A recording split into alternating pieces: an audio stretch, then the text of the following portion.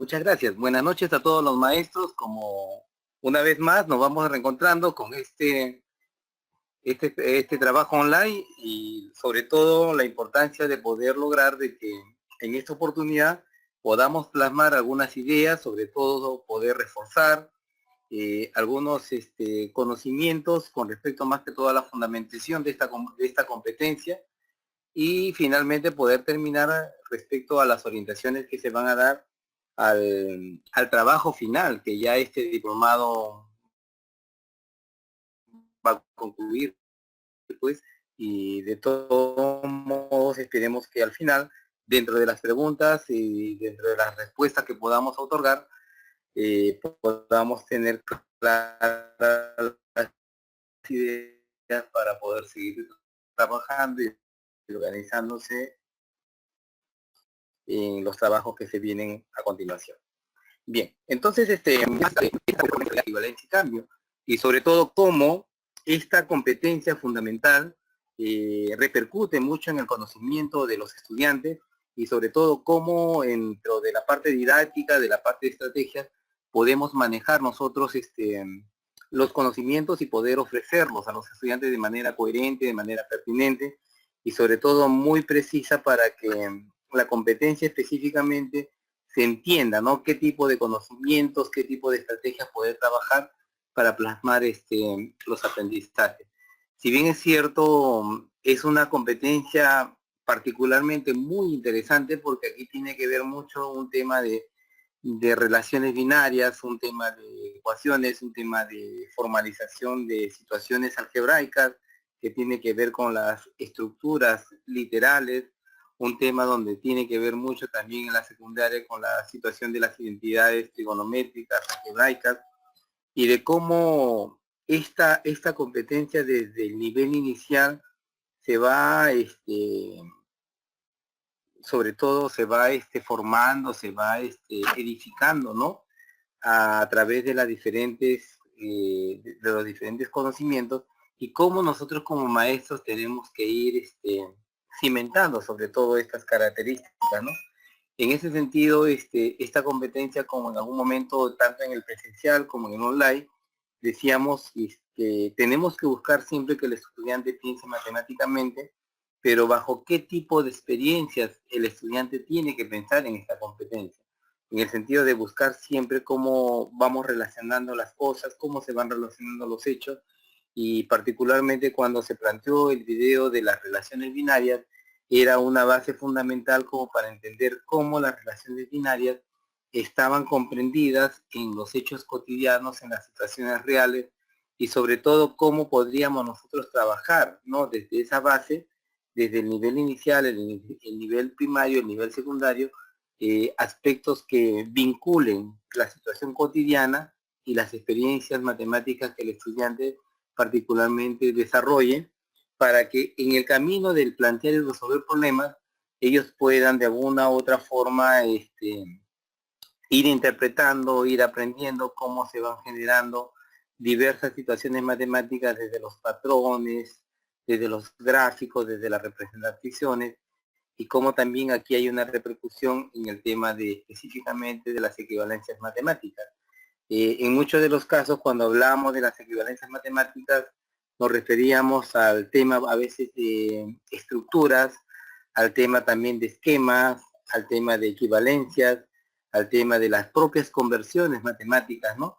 Que posteriormente las puedan utilizar en una situación real, en una situación cotidiana, y que finalmente esto permita que el estudiante entienda la importancia y la connotación que tiene la matemática en el quehacer diario.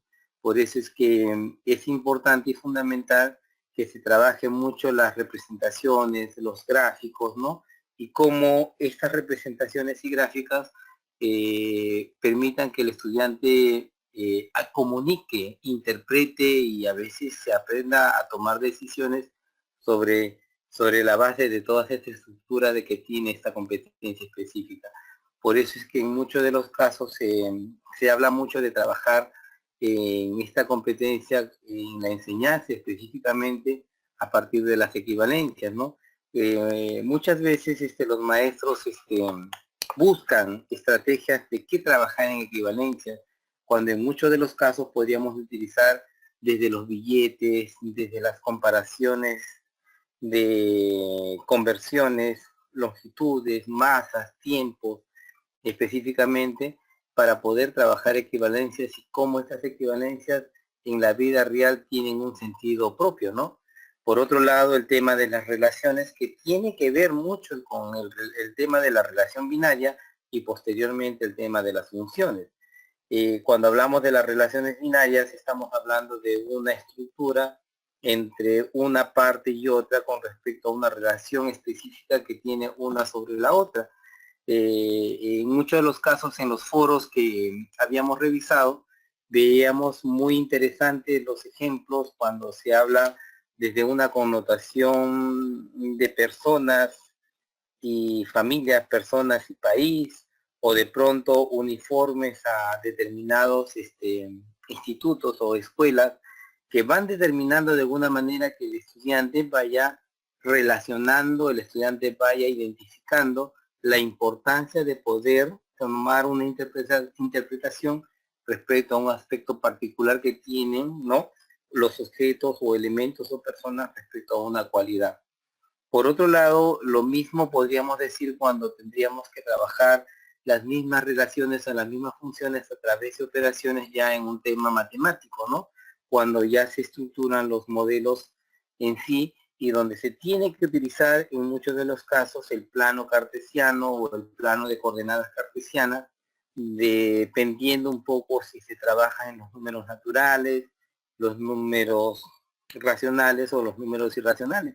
Pero lo particular aquí es cómo el estudiante puede interpretar una función o en todo caso una relación a partir de una regla de tabulación de cómo lo puedo interpretar y sobre todo qué representa esa interpretación en una acción cotidiana. Por eso es que aquí también se trabaja mucho el tema de los símbolos, ¿no? La simbolización a nivel de operación o a través de una igualdad o una desigualdad, cómo me va a permitir representar un hecho práctico de manera gráfica, ¿no? Y esta representación repercute en muchos de los casos un tema de análisis, un tema de comprensión, un tema de interpretación, un tema justamente de toma de decisiones, que esta competencia en muchos de los casos nos ayuda o ayuda a los estudiantes a poder manejar mejor la matemática. Por eso es que en el caso de los ciclos, si nosotros podríamos comparar, siempre va a ser importante tomar en cuenta ciertos conocimientos bases o ciertos conocimientos parametrados para poder tener una base, especialmente cuando trabajamos en el nivel inicial, porque es importante que el estudiante aprenda la seriación, porque es importante que el estudiante aprenda a ir comparando entre una expresión ya sea gráfica o numérica, de cómo va comprendiendo la relación entre una cantidad o un gráfico anterior o un gráfico posterior.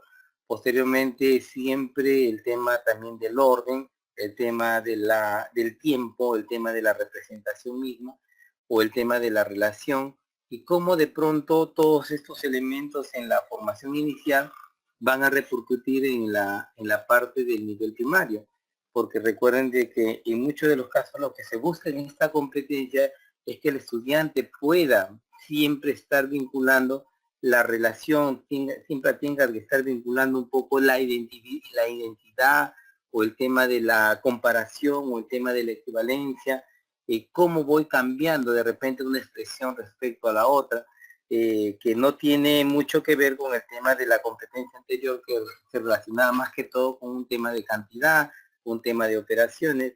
Sin embargo, acá también se opera, pero la operación va ligada más a un tema de relación, a un tema, por ejemplo, cuando se hace una destructuración de una cantidad, o cómo puedo representar una cantidad determinada en otras formas, ¿no? Y de esa manera, en el inicial, particularmente desde la estructura que se busca es tratar de darle algunas ideas desde una situación no algorítmica, pero sí de una situación muy dinámica en la cual el estudiante puede ver el más que, el menos que, o más alto que, más bajo que sin embargo tiene mucha relación en un tema de regularidad para esta competencia.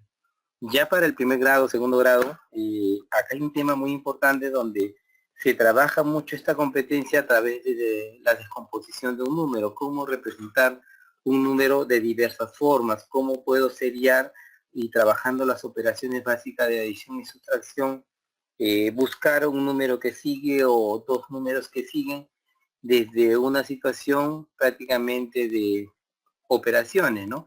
Y que de pronto esto repercute siempre en lo que nosotros llamamos un patrón que repercuta en lo que de alguna manera sí es más que o menos que el estudiante lo que hace es trabajar mucho un tema de operaciones, ¿no?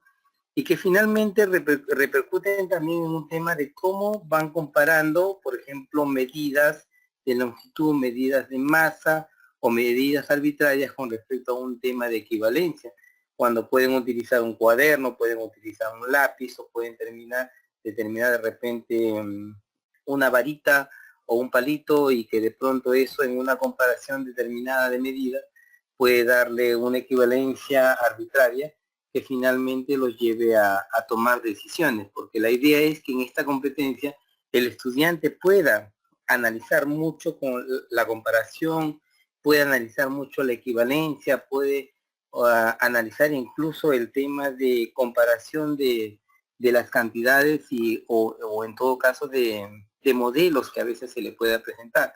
Por eso es que aquí llega ya un tema de trabajo de la primera parte, donde se le va enseñando las primeras ecuaciones, las primeras representaciones, donde a veces a partir de lo que nosotros llamamos incógnita y que a veces siempre le hemos puesto X, el estudiante comienza a darse cuenta de qué importante es trabajar, ¿no? Un hecho de encontrar un valor que no se conoce. Ya para el tercer grado, cuarto grado, todos estos mismos elementos seguimos trabajando, ¿no? Pero aquí aparece un aspecto más importante que es el hecho de comparar magnitudes, ¿no? Porque las descomposiciones canónicas o las descomposiciones en estructuras, por ejemplo, cuando decimos el 435, ¿cómo lo puedo representar? Seguramente lo que buscamos como objetivo es que se presente como el 400 más 30 más 5, pero sin embargo en una experiencia matemática para el estudiante ellos pueden representarlo de otra manera, pero la idea es ir bordeando a que de pronto esas descomposiciones se vayan haciendo desde la estructura de unidades, decenas, centenas, unidades de millar. Finalmente aquí en esta competencia se busca también de cómo las ecuaciones ya van entendiéndose como una estructura de una necesidad en la cual a partir de valores o de condiciones el estudiante va descubriendo, sobre todo va explorando y va descubriendo valores alternativos que respondan a una situación representada. Para el quinto y sexto grado, toda esta estructura que se ha planteado, ya en todo caso el estudiante ya no solamente plantea una posibilidad a través de las ecuaciones, sino también una posibilidad a través de las inecuaciones o a través de lo que nosotros llamamos la proporcionalidad directa, específicamente cuando el estudiante aprende a trabajar lo que es la regla de 3, ¿no? El tanto por ciento, la regla de interés, y de pronto esto va entendiéndose como un aspecto fundamental. ¿Por qué es importante que al término de la educación básica primaria el estudiante conozca todos estos conocimientos? Porque en realidad va a ser parte de todo lo que es un proceso de teorías, un proceso de demostraciones que seguramente en la secundaria le va a permitir poder formalizar y entender de manera clara que estos conocimientos matemáticos tienen una repercusión en lo que es la vida cotidiana. Y en ese sentido es fundamental específicamente para los maestros de inicial y primaria que generen las estrategias, que generen los recursos, que generen todas esas posibilidades para que un estudiante en estos grados o estos niveles puedan complementar lo que en algún momento yo reiteraba, el tema de la idea, de la noción y sobre todo los conceptos claros que el estudiante pueda tener con respecto a estos conocimientos. Por eso es que en la secundaria, ya a partir del primer y segundo grado, aquí se ya van a conocer ya aspectos que tienen que ver con identidades algebraicas. Y entonces estas identidades algebraicas, si en la primaria no se han representado como estructuras literales, experiencias reales, experiencias contextuales, lo que posiblemente para el estudiante va a ser como una situación compleja, a veces más que abstracta, complicada de poder entender. Y entonces a partir de ahí ya se pueden ir trabajando no solamente situaciones de literales de que el estudiante vaya comparando con hechos. Vamos a poner el ejemplo, ¿no? De naranjas, manzanas o tal vez lápices y reglas, o por ahí hablemos pues de pantalones y camisas, ¿no? En que tienen ciertos costos, ciertas variables y que esto de pronto lo pueden formalizar a través de unas estructuras literales. Asimismo, por ejemplo, estas expresiones algebraicas son las que de alguna u otra manera van a ir edificando y construyendo lo que nosotros llamamos pues las famosas funciones.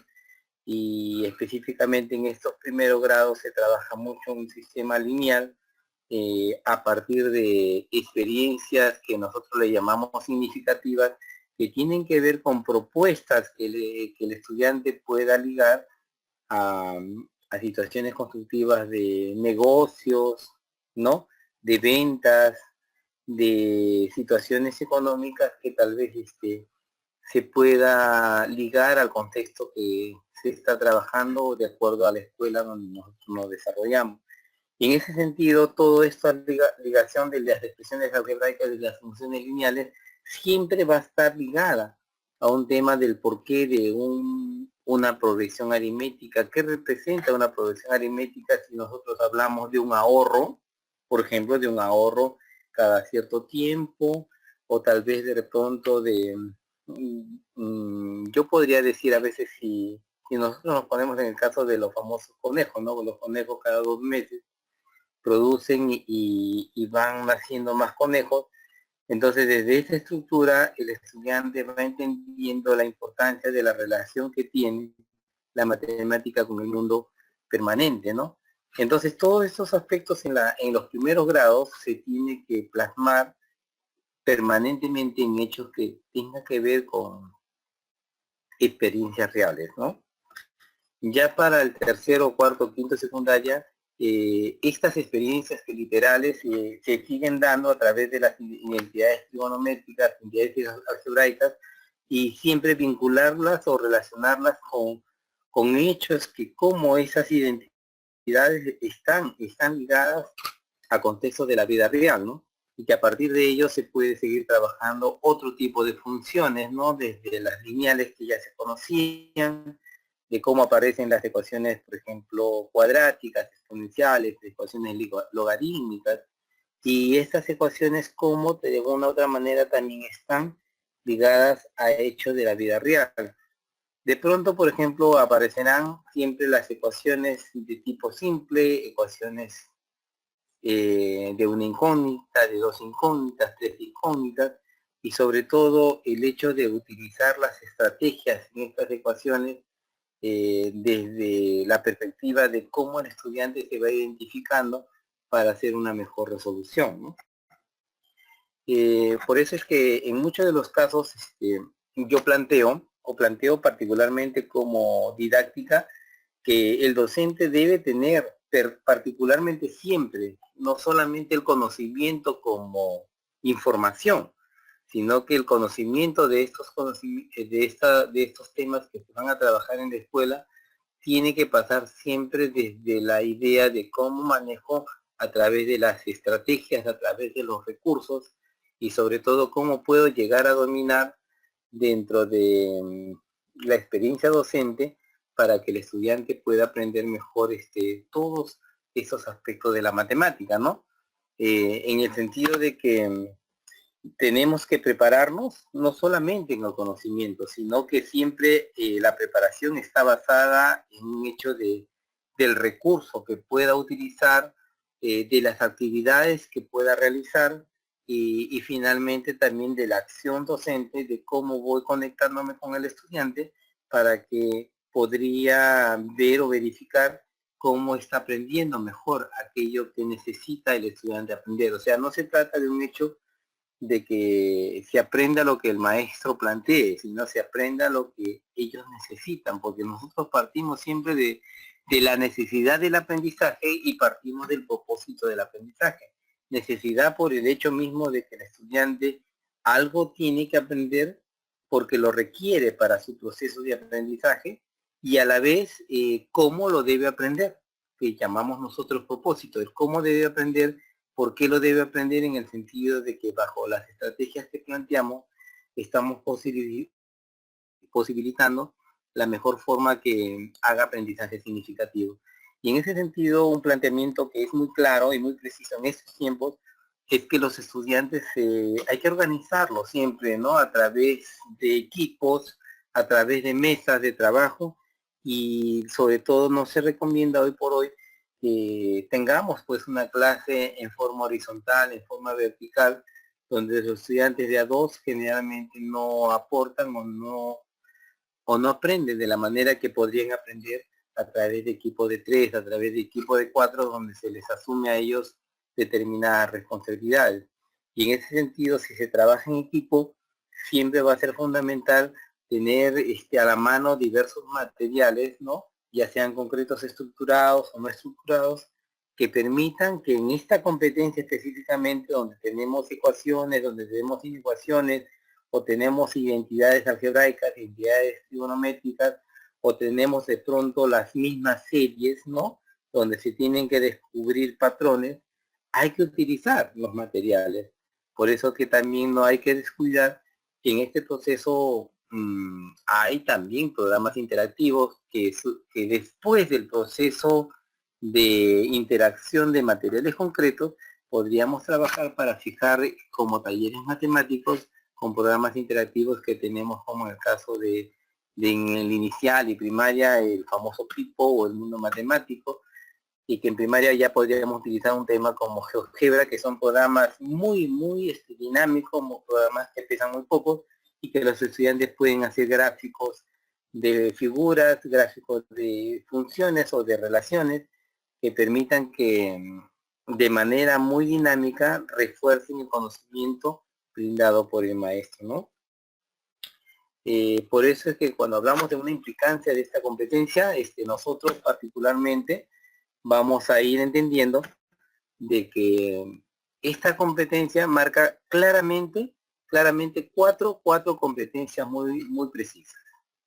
Entonces, cuando hablamos de la competencia de que traduce cantidades de expresiones algebraicas, es un proceso de matematización, un proceso de experiencia matemática que el estudiante o la estudiante va a traducir la comprensión de los hechos matemáticos en situaciones prácticas. En la capacidad número 2 que nos dicen, ¿no? Comunica su comprensión sobre relaciones algebraicas. Aquí vemos cómo el estudiante es capaz no solamente de utilizar la verbalización, sino utilizar la expresión gráfica, la expresión simbólica, de pronto de cómo puede representar un dato, puede representar una situación problemática para poder dar a conocer una expresión que podría representarse en un patrón matemático, en una ecuación matemática, en una situación algebraica o en una situación trigonométrica.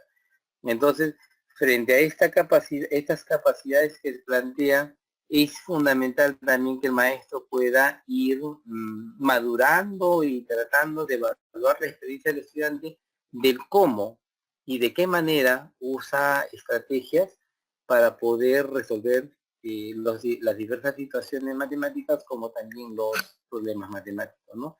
Y finalmente no olvidar que hay una capacidad fundamental de esta competencia que tiene que ver con el argumento, ¿no? Con el hecho mismo de poder lograr que el estudiante explique, que el estudiante valide o el estudiante en todo caso muestre o demuestre de qué manera él encuentra esos resultados.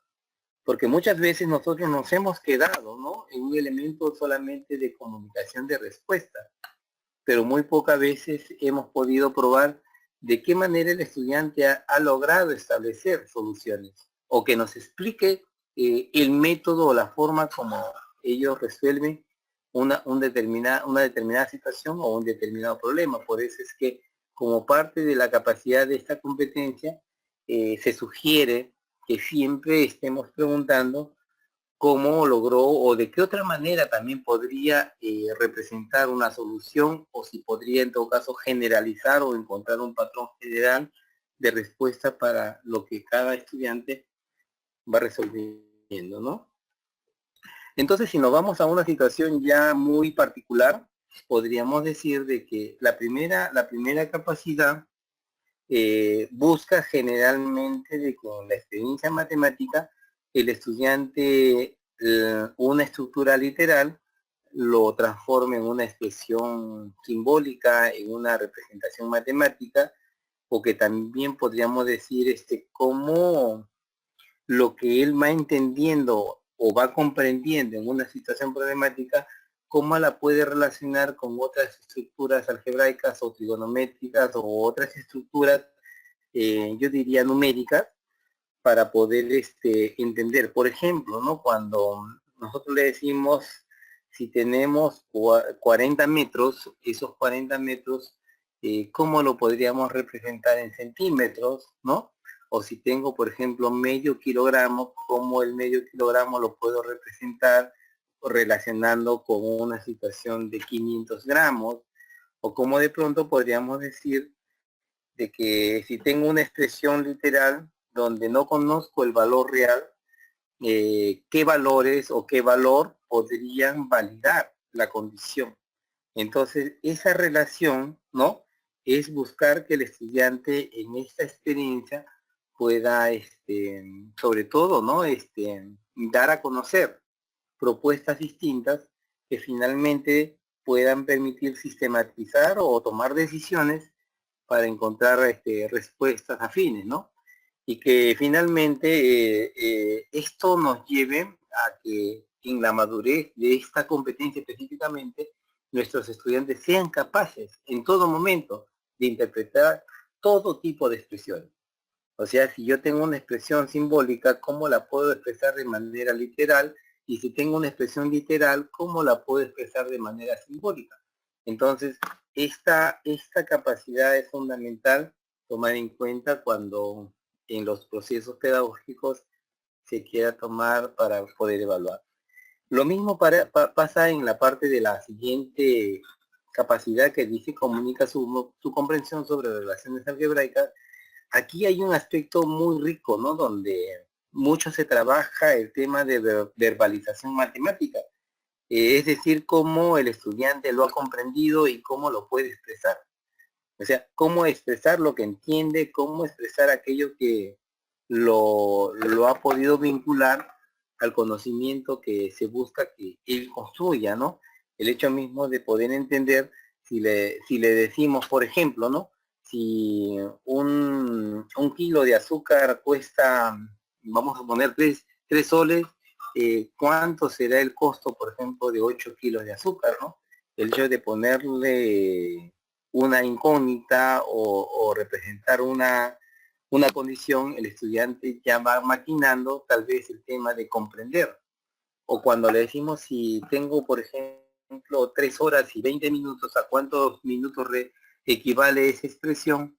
Ya estamos incluso, ¿no? Entendiendo cómo es la comprensión y cómo puede expresar justamente esa condición que se le va brindando al estudiante.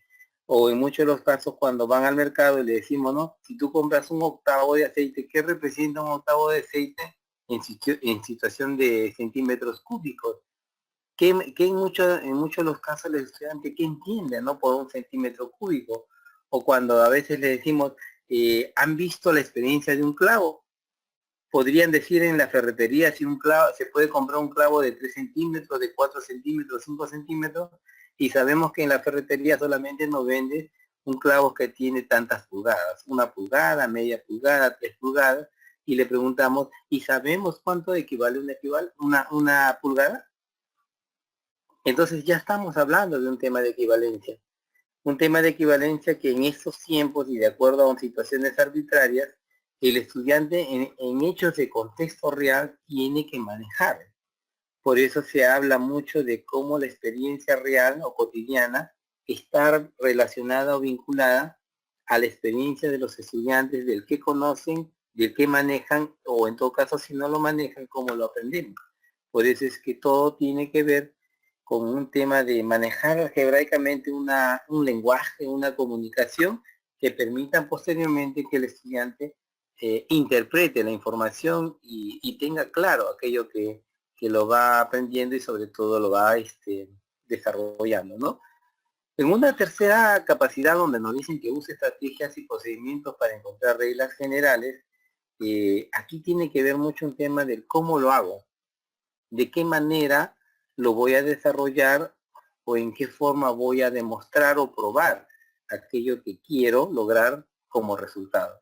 Por eso que parte siempre de una planificación de la estrategia, y esta planificación en muchos de los casos siempre se sugiere recurrir a los materiales concretos.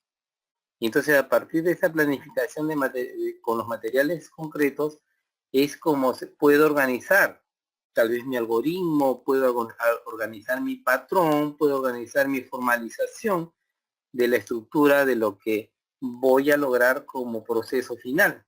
Entonces, una vez que tengo claro toda esta planificación, esta organización, con estos elementos o estos materiales, el estudiante es capaz ya de hacer una aplicación directa para encontrar resultados. Y sobre todo, no solamente es la aplicación del resultado como solución, sino es la validez o la argumentación del cómo ha logrado desarrollar. O sea, la estrategia no basta, o no es el sentido solamente de aplicación, sino la estrategia está en la validez o argumentación de aquello que el estudiante ha logrado, porque el estudiante tiene que tener claro o tiene que ser una persona que diga si no entiendo, si está claro, si no he entendido, y sobre todo cómo la aplicación le está sirviendo para poder aplicarlo a otras situaciones, ¿no? Y por último, la última capacidad, donde nos habla mucho del argumento, el hecho del cómo lo hizo, de qué manera lo hizo o de qué otra manera más sencilla se podría expresar lo que acaba de resolver, o tal vez podríamos nosotros plantearles ciertas preguntas que lleven un poco al tema de satisfacción de aquello que el estudiante ha planteado, porque no se trata que el estudiante te responda, sino que aquí en esta capacidad lo que busca es que el estudiante asegure o asevere o fortalezca sobre todo y esté seguro de la solución que ha planteado. Entonces, en todos estos elementos que se trabajan dentro del proceso pedagógico, los materiales recreativos que se van a utilizar son diversos, pero sobre todo tomar en cuenta algunos que permitan que el estudiante pueda, sobre todo, afianzar el conocimiento de manera recreativa, de manera concreta, y que a la vez todos estos elementos fijen en él o en ella un aprendizaje, como vuelvo a repetir, desde que hemos empezado el módulo, significativo, entendiendo de que no va a olvidarlo tan fácil, ¿no? Entonces podríamos tomar elementos de estas características, como ustedes observan en la imagen, donde quizás desde la parte práctica o dinámica podríamos utilizar este elemento para que el estudiante pueda comparar cantidades, pueda sumar cantidades o pueda de alguna manera relacionar cantidades. Aquí se trabaja mucho un elemento de reciclaje donde podríamos ver en la imagen que solamente son los rollos de papel higiénico, los paliglobos, ¿no? Por ahí una base de tecnopor, y los depósitos de la botella de 2 litros, pelotas de plástico, si no hay pelota de plástico, ver qué otros elementos podrían utilizarse para ese recorrido. Pero fundamentalmente aquí en estos materiales el estudiante trabaja mucho en tema de comparación, y de esa medida se espera que esos materiales repercutan mucho en estos aprendizajes.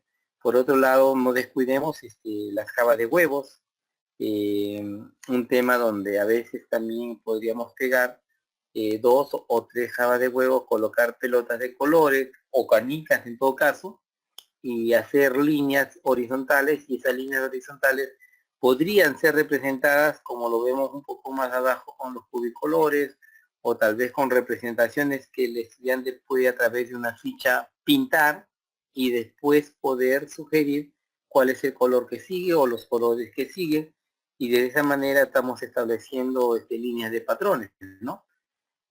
A veces también podríamos trabajar equivalencias gráficas desde estructuras de este tipo, donde el estudiante va comparando y va encontrando qué resultados posibles tiene cada figura geométrica, y a partir de eso tiene que ir comparando y tiene que ir verificando si cumple el patrón para las otras figuras, y finalmente en una línea vertical o en una línea horizontal tiene que validarse los resultados bajo los 4 procesos, ¿no? Un proceso de comparación en cuanto a la interpretación de lo que tenemos como gráfico, el tema también de la estrategia, el tema de cómo voy representando los valores, y finalmente cómo lo voy validando, como una situación de poder determinar acciones ya definitivas para poder satisfacer resultados. Por ejemplo, este modelo también igual lo podríamos utilizar desde una estructura yo diría desde una ficha estructurada, y desde esa ficha estructurada colocarla dentro de una mica, y desde esa mica, por ejemplo, podríamos trabajar estas figuritas donde la podríamos poner como cuadros movibles, y estos cuadros movibles la podríamos poner en cualquier ubicación para que nuestros estudiantes, a través de una ficha de registro o hojas de registro, puedan ubicar los puntos o las coordenadas donde se van ubicando los elementos, ¿no? Los dominó que venimos trabajando ya hace buen tiempo, lo importante no es que necesariamente tenga las 28 fichas para poder hacer una especie de salida y regreso al punto, desde el punto inicial al punto final, sino lo que se busca es trabajar en tipo escalera, dependiendo un poco el tiempo que vamos a utilizar, ¿no? Que generalmente son 20-25 minutos, y también tomar en cuenta esta característica que tienen los estudiantes. Si mis estudiantes no son muy rápidos, tal vez necesite solamente menos, o si son muy rápidos también de repente voy a necesitar más fichas. Por eso es importante el diagnóstico que se tenga de estos estudiantes. Esos vasos de Tecnopor también son elementos muy importantes, porque a través de esta rotación el estudiante puede generar ecuaciones, ¿no? Puede determinar inecuaciones de acuerdo al tema que se quiere trabajar, pero siempre va a ser importante que ya sea un tema de ecuaciones o inecuaciones, lo fundamental es que se tiene que registrar siempre lo que el estudiante decide. O sea, la decisión de haber determinado, ya sea ecuación o inecuación, tiene que estar plasmada en la hoja de registro, y a partir de ahí sugerir al estudiante que tiene que desarrollar. O sea, no se trata de escoger, solamente se trata de escoger y resolver. Y en esta experiencia se aprecia de que en muchos de los casos los estudiantes mínimamente a veces llegan a resolver de 10 a más ejercicios, ¿no? Por otro lado, los casinos, de acuerdo a esta estructura, siempre se toma en cuenta los casinos comunes, que son aquellos que nos venden en baraja y que podría pegarse, por ejemplo, los impresos, ¿no? Y forrar con contact o tal vez con cinta de embalaje para que tengan una mayor durabilidad. Podríamos trabajar un tema de inducción matemática, ¿no? Con pelotas tipo pirámide.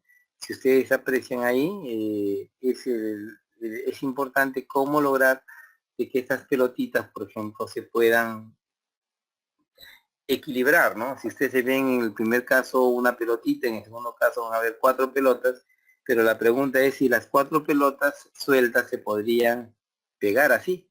Entonces, para la segunda condición, ahí se pegan 2 pelotas y 2 pelotas, y estas se van a parar en forma de cruz. Ahí por eso se pide que utilicen siempre la silicona, ¿no? La silicona para poder pegar y poder enfrentar eso. Podríamos hacer lo mismo con la parte 3 o la parte 4. En la parte 4, por ejemplo, le digo, tendríamos que pegar 3 pelotas en 2 grupos de 3 pelotas y 2 grupos de 6 pelotas.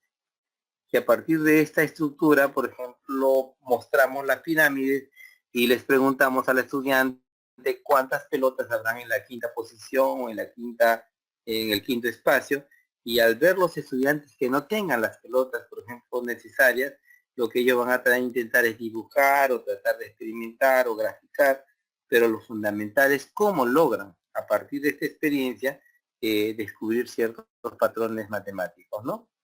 Especialmente para la secundaria, esta experiencia es interesante, donde se le busca a los maestros que a través de estas hojas, acá nos dicen 10 hojas A4 de colores, se les dice, por ejemplo, que en cada esquina, para la primera hoja, se le va recortando 1 centímetro, a la segunda hoja 2 centímetros a cada esquina, a la tercera hoja 3 centímetros, por una razón sencilla, ¿no? Porque para cada estructura se va a formar unas cajas donde después del recorte se van a ir doblando, como se muestra la figura, y que se va especificando una elección posterior cuál será la mejor caja, en el sentido de que cuál de las cajas tiene el mayor volumen, y se hace una comparación de volumen específicamente en lo que llamamos largo, ancho y altura, y que esto es una parte muy bonita y muy fundamental para trabajar un tema de funciones, ¿no?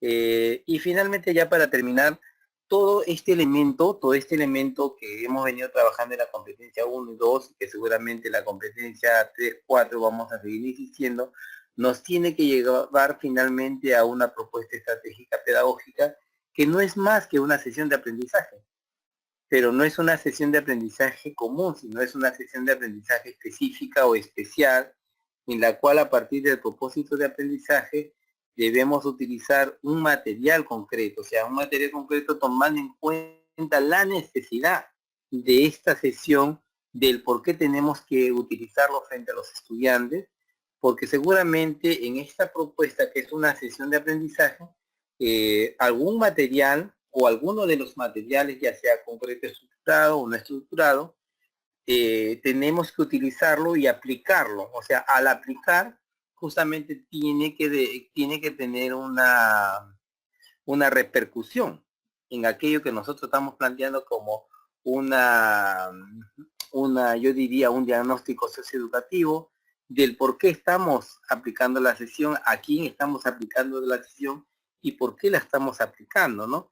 De pronto, dentro de los procesos pedagógicos, respondan a un hecho de validez, a un hecho de éxito, sobre todo de aprendizaje significativo, y que este material que se está utilizando dentro de ese proceso debe haber tenido un impacto, ¿no? Un impacto, y sobre todo también una especie de repercusión en los aprendizajes de los estudiantes que nosotros tomamos en cuenta. Por eso que finalmente debe terminar en una reflexión, sobre todo en este impacto, una reflexión como maestro, ¿no? Debe haber una conclusión. Y no olviden, por ejemplo, que este elemento es que el 19 de agosto ustedes en su entrega deben haber presentado todo el modelo de lo que es la sesión de aprendizaje con todas estas características que se les ha enviado, y que al final, no el 19 de agosto, sino posteriormente, una vez que se ha revisado la sesión y se le va a dar las observaciones del caso, ustedes las van a llevar a cabo y van a tener que presentarlo con algunas evidencias fotográficas que puedan distinguir el hecho de la aplicación misma, ¿no? Por eso es que en este sentido, como producto final, no olvidemos de que esto va a ser realmente el producto que va a evidenciar todo lo que ustedes han venido aprendiendo y siguen aprendiendo en este diplomado que Corefo les está planteando, ¿no? Sin otro particular, yo les agradezco y vamos a seguir en contacto, y espero de que cuando los trabajos lleguen al 19 de agosto, yo pueda revisarlos y poder darles algunas observaciones, algunas precisiones para poder mejorarlas, o en todo caso ya ponerlas a disposición para llevarlas a cabo, y finalmente pues podamos compartir esas experiencias cuando ya termine el diplomado en 2 meses siguientes. Muchísimas gracias, y ahora sí estaré muy atento a las preguntas, inquietudes y preocupaciones que ustedes tienen. Muchísimas gracias. A ver, acá hay una pregunta, lo formula el profesor Jesús, Jesús Manfredi, dice, Romualdo Colonia, dice, ¿cómo evaluar la ¿Ya? competencia? ¿Cómo evaluar la competencia? Gracias, Jesús, por tu pregunta. En el caso de evaluar la competencia por naturaleza tiene, como vuelvo a insistir, 4 capacidades, y lo que se tiene que ver en la sesión de aprendizaje es tratar de ver una o dos capacidades muy claves, y a partir de esas capacidades determinar qué tipo de desempeños quieres observar en tus estudiantes. Entonces, cuando queremos evaluar, siempre hay que mirar eso, ¿no?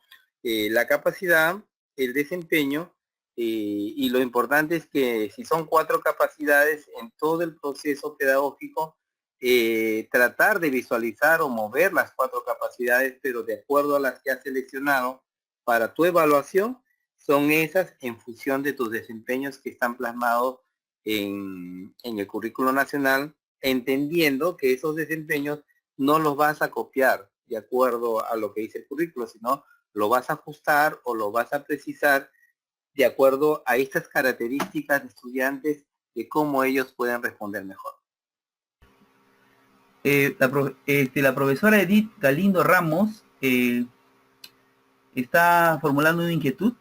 Dice, ¿Sí? profesor, en una sesión de clases debe desarrollarse todos los pasos en una sesión de 2 horas. Otra dice, ¿cómo debemos de evaluar a través de rúbricas siempre? Dice. Ya. Muchas gracias, Eric. En realidad, en primer lugar, cuando hablamos de los pasos, no sé si quieres referirte a los pasos de la estrategia de Polia o las estrategias de Miguel de Guzmán, pero sin embargo, si nosotros queremos evaluar, hay que entender, vuelvo a repetir con lo respecto que había planteado Jesús Romualdo, es tomar en cuenta primero desde el propósito de aprendizaje. Tienes que tomar en cuenta qué capacidades vas a desarrollar con los estudiantes. A partir de esas capacidades, tomar en cuenta qué desempeños tienes que evidenciar en el trabajo, en el proceso. Y con respecto a la rúbrica todavía es una experiencia que la vamos manejando. Muchas escuelas la vienen ya llevando a cabo, pero las rúbricas son procesos que no son definitorios. Las rúbricas en realidad son procesos para ir reforzando, ajustando y mejorando la experiencia del estudiante. O sea, no es como un instrumento de evaluación directo donde el estudiante si le salió A, le ponemos A, si le salió B, le ponemos B. La rúbrica no, la rúbrica es un proceso donde tenemos que en la experiencia y en los procesos mismos tratar de que el estudiante alcance su mejor rendimiento. Bien, la profesora Miriam Karina Yactahuamán Mejía, tiene una inquietud y manifiesta sobre el trabajo final. Dice, con respecto al trabajo final, ¿será enviado a un correo en particular o se subirá por Eponet o se entregará en físico? Dice su inquietud. Ya. Con respecto al trabajo, definitivamente, como todo trabajo de diplomado, tiene que subirse a la plataforma. Solamente que al final, por el tema de las evidencias, se le va a pedir un video que van a entregarlo en un CD, que ya la coordinación de Corefo les va a hacer llegar. Por eso es que ahora lo que debemos estar preocupados solamente es en la primera parte. La primera parte donde se está pidiendo la sesión de aprendizaje con las condiciones referidas, y ya después del 19 de agosto, cuando ya se hagan las observaciones y las apreciaciones, ya van a ir llegando los elementos para la segunda parte, que es lo que en el producto final se va a mostrar, ¿no? La profesora María Carmela Cueva tiene 2 inquietudes aquí, nos ha manifestado. Dice, quisiera saber qué diferencia existe entre reflexión y conclusión. Dice también, cuando se habla de impacto o cuando se habla de impacto del material, debemos describirlo. Aquí está. Ya, a ver, gracias María por tu pregunta. Qué importante porque esto también va a aportar para los demás maestros. Cuando hablamos de la reflexión, es la condición particular que tiene el maestro sobre la utilización de la sesión en el proceso de los estudiantes. ¿Ya? Cuando hablamos de la reflexión es una situación auto que nosotros hacemos como profesionales, como maestros, sobre ese impacto que ha ocurrido con el material. Y cuando hablamos de la conclusión es hablar de la manera general, de cómo esta experiencia puede repercutir en otros elementos, en otras experiencias, en otros maestros, de manera general, como una particularidad específica del maestro hacia una generalidad para otros maestros que puedan utilizar la experiencia. Ahora, en la parte, por ejemplo, del impacto del material, es el hecho mismo, es la descripción del proceso de la aplicación del material en los estudiantes. Por eso nosotros hablamos mucho de lo que es el desempeño. En el desempeño es la observación que hacemos en el estudiante de cómo ha ido desarrollándose y cómo ha ido edificándose, construyéndose de la mejor forma con el uso del material, el aprendizaje significativo. Bien, la profesora Edith Galindo Ramos también tiene una inquietud, pero creo que parece que respecto al tema, dice: profesor, para los exámenes, ¿debo de evaluar competencia o los desempeños? Bien, gracias, Edith. Cuando nosotros evaluamos, en realidad lo que estamos evaluando no es ni siquiera, a veces nosotros decimos, colocamos una prueba o colocamos un examen, y en esa prueba o un examen lo que nosotros estamos evaluando en realidad es el desempeño. La competencia, recuerden que la competencia no se va a evaluar y se va a encontrar como resultado, porque la competencia es un proceso que recién se va a determinar o se va a construir cuando el estudiante termine la educación básica. Siempre estaba considerando que la competencia es todo un proceso constructivo, ¿no? Que se va dando desde el nivel inicial hasta el nivel secundario. Recién en el nivel secundario se va a poder verificar si la competencia ha sido construida, pero sin embargo, lo que nosotros vamos evaluando siempre va a ser los desempeños en función de las capacidades que nosotros vamos a señalar. Profesor, y bueno, ya las preguntas, bueno, ya no están viniendo muchas preguntas. Mientras esperamos a que formulen sus preguntas los profesores, pasamos a la parte de las intervenciones a través de las manitos, ¿de acuerdo? Bien, vamos a ver acá al profesor Cristian Ángel Guasasquicha. Vamos a darle pase al profesor. Vamos a ver, ojalá que esté en contacto. Listo. Buenas noches, profesor Cristian. ¿Nos escucha? Sí, buenas noches. Adelante con su pregunta, profesor. Ya, profesor, buenas noches, ¿qué tal? Mi inquietud es sobre el trabajo final. Estoy escuchando sus respuestas a los colegas anteriores. Para hacer un resumen, el 19 de agosto nosotros tenemos que entregar solamente la sesión de aprendizaje. Es lo que he entendido, solo la sesión. Cumpliendo esta propuesta de estrategia pedagógica que se presenta la última diapositiva en su charla. Solamente se quiere sesión. Pregunta, ¿la sesión es sobre esta competencia que estamos de resolver problemas de regularidad, equivalencia y cambio? ¿O también puede ser la competencia anterior de resolver problemas de cantidad? Y es una. Dos, ¿cómo entregamos la sesión? ¿Cómo la entregamos, profesor? ¿Físico, virtual, el foro? Ya. Por favor, profesor. Gracias, Cristian, porque igual como en los casos anteriores de Jesús, Edica, Karina y María o Edith, igual el tema de tomar en cuenta la sesión de aprendizaje es cualquiera de las 4 competencias. Vamos a tomar en cuenta que el trabajo final va a ser en función de cualquiera de las 4 competencias, de acuerdo a como ustedes consideren en la evaluación diagnóstica. No es solamente la sesión que van a presentar. Recuerden que hay una presentación, hay una introducción y la sesión de aprendizaje. O sea, es la primera parte que se ha pedido. Y eso está especificado en la estructura que se les ha mostrado. Por otro lado, la presentación que ustedes van a hacer de esto es igual que en plataforma. Se les va a aperturar la carpeta o el archivo por donde ustedes van a tener que presentarlo para poder hacer la revisión. Bien, profesor, tenemos también acá en contacto, aparece la profesora María Carmela Cueva. Vamos a darle el paso. Profesora María, buenas noches. ¿Nos escucha?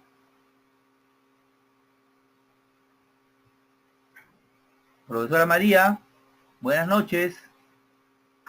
Le micrófono. Buenas noches.